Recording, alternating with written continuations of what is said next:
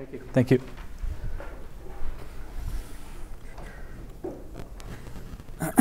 Good morning.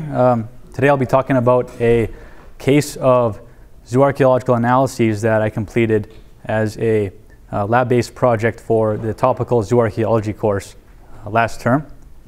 And the objective of any zooarchaeological study is to first identify the animal remains that make up an assemblage, and then from there we can hopefully derive information about human behavior. In this case, I focused on mainly subsistence practices. The research questions that I explored in this project included determining whether or not there were temporal or spatial differences in the distribution of animal remains in the context of this site, and if there were any potential cultural markers of modification, that is human behavioral traces on these bones, which elements also were most common and why this might be the case, considering taphonomic issues, for instance.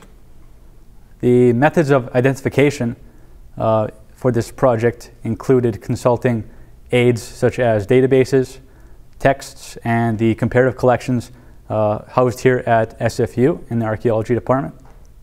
And each animal specimen was identified to as specifically as possible and minimally to class, that is mammalian, bird, or fish.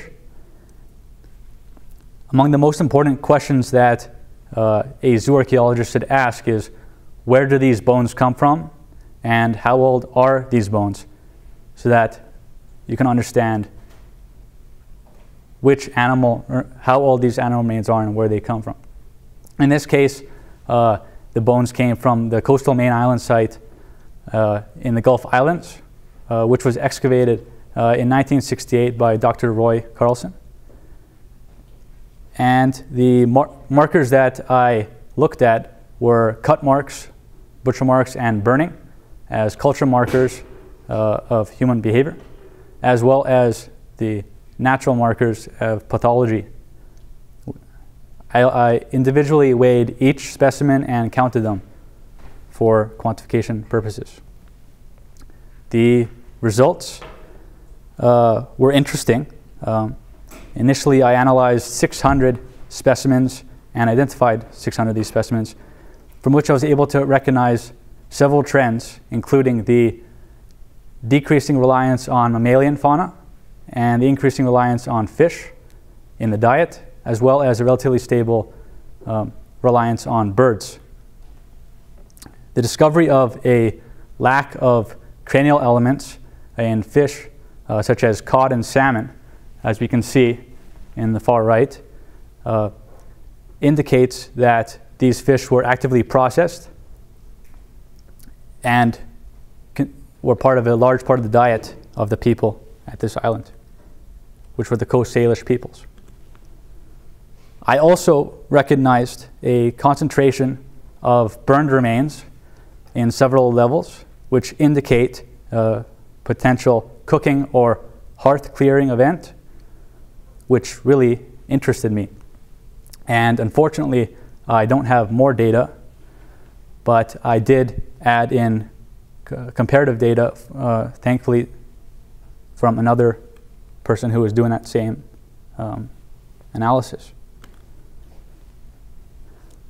While the scope of the research was restricted, it was possible to identify several trends and potential activities.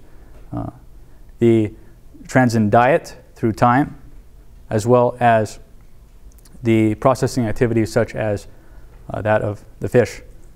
The project was a valuable learning experience for me, and I'd like to thank Dr. David Maxwell and Alexis Oman for the support and encouragement in the analysis, as well as Liz Campbell for providing additional data for comparison.